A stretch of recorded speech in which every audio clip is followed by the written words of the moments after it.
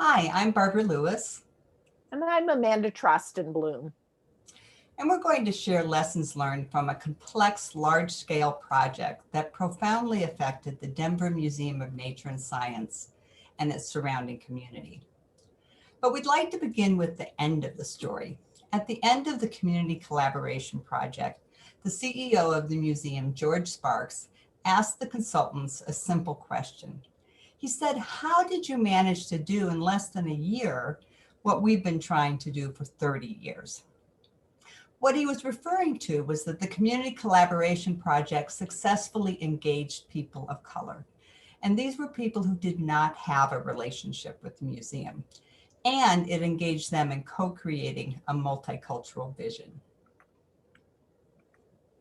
So our answer to George was simple. George, we used appreciative inquiry.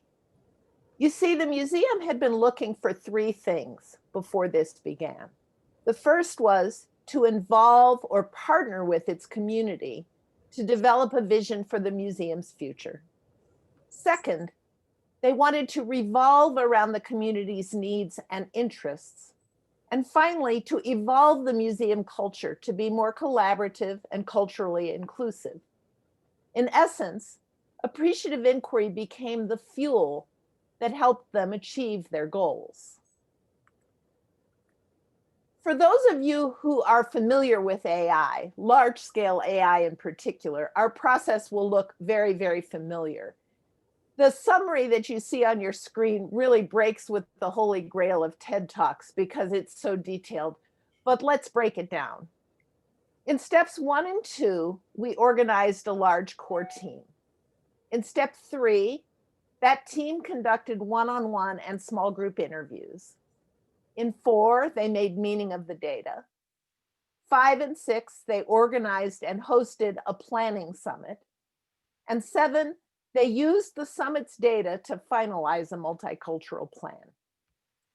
The magic was in how the diverse project leadership and core teams tweaked the process to engage people who'd had no previous relationship with or commitment to the museum.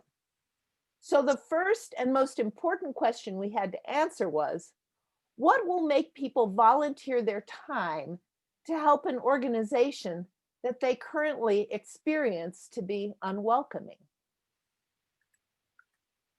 Our project leader, Carolyn Love, introduced us early on to one of her mantras taken from one of her mentors, Opalanga Pugh. It was connection before content. This became the guiding theme.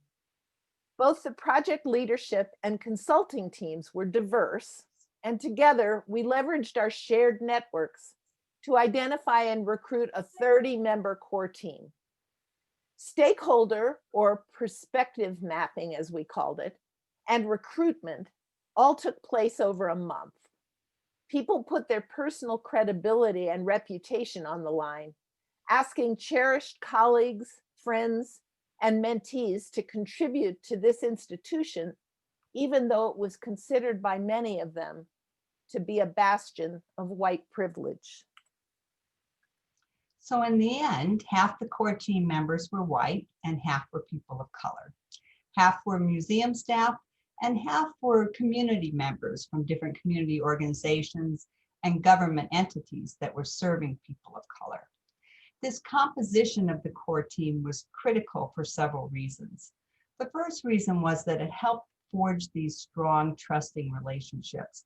And those relationships were especially important for the museum staff so they could listen through and see through new lenses. You see, they had to hear things that were difficult for them.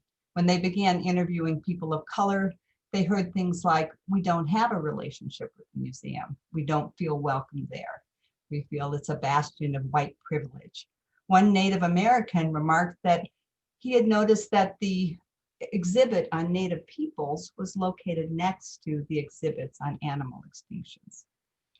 So trusting relationships were especially important to create a kind of safe container for honest conversations. The next thing that the core team did was they simplified everything. They wanted to make sure that the process and the materials were more compelling and relevant. The interview guide went through several iterations. The core team also changed our community meeting design, and they made it, enabled it so they could be the facilitators of the process. So they took the process out into their networks and conducted it with smaller groups. For instance, one core team member, Paul, who was a minister, conducted the process in Spanish with a parenting group that he was serving. He also reached out to a neighborhood organization.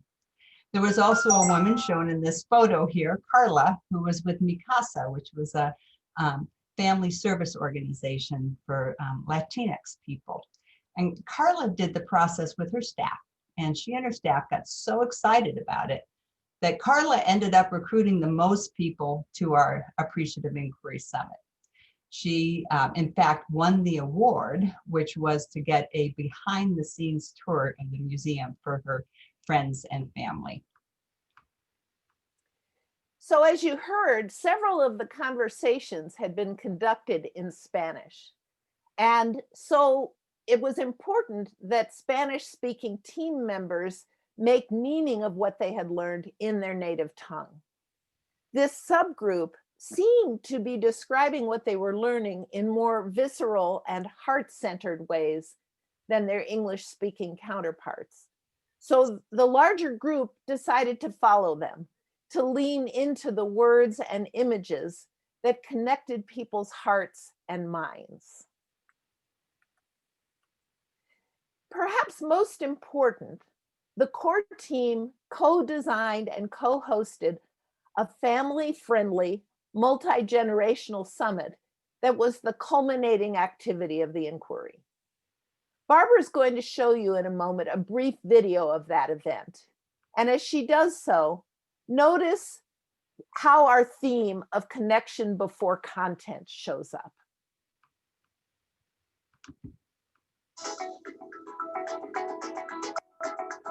We're at a tipping point here at this museum, and we're doing a bunch of major projects to do things maybe on the first floor, maybe do things in our dioramas that will really define what this place looks like in the coming decade. And what we're learning here today is what's going to inform those spaces.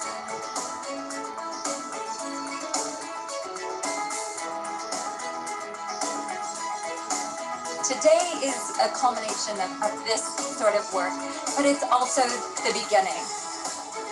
From this day forward, the museum will never work the same way that we did in the past. This will be a new way that we work. This will not be your last opportunity to engage with us as community. We have learned through this how, the rich experiences, learning about your hopes and aspirations, and they're our guiding light. It's a real treat to see this museum be so ambitious and creative about looking to its future and engaging the larger Denver community in doing a collaborative future that's going to be mutually beneficial to all. We as citizens, we as museum professionals, and the city of Denver is going to come out way ahead because of what they're doing.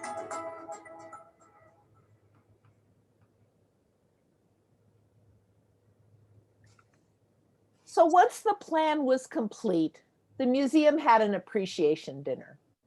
And Barbara's going to read an excerpt from the invitation that they sent.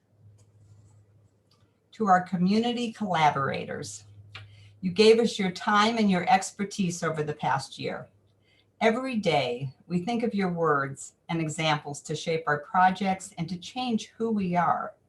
We still have a long ways to go, and we are excited about the journey. Below are some ways we have incorporated what we heard and what we hope you will continue to give us your wisdom and insights on. We look forward to critical feedback, and we look forward to your continued ideas to shape the future of the museum. At the dinner, they went on to highlight 11 different things that the museum had already done to act on what they had learned. These were things like changes in exhibits and programs, and also changes in hiring practices to enable the museum to better mirror the Denver metro area. Since then, community members have continued to help out. What you see here is the Curiosity Cruiser that the community members helped design. It takes the museum out into the community. People from the community have also contributed ideas such as including indigenous ways of knowing the universe in the new Space Odyssey exhibit. The Community Collaboration Project introduced the Denver Museum to appreciative practices that continue to influence them on a daily basis. It helped to shift their culture from "we're the experts" to "we co-design with our community." Over the next 3 years, several other AI initiatives were launched focused on increasing collaboration and strengthening appreciative design capacities within and beyond the museum. As we've suggested here, AI can be a really powerful tool for multicultural planning. By putting connection before content, it creates safe containers for people of diverse backgrounds to envision and create a world that works for everybody. And in times like these, what more could we wish for?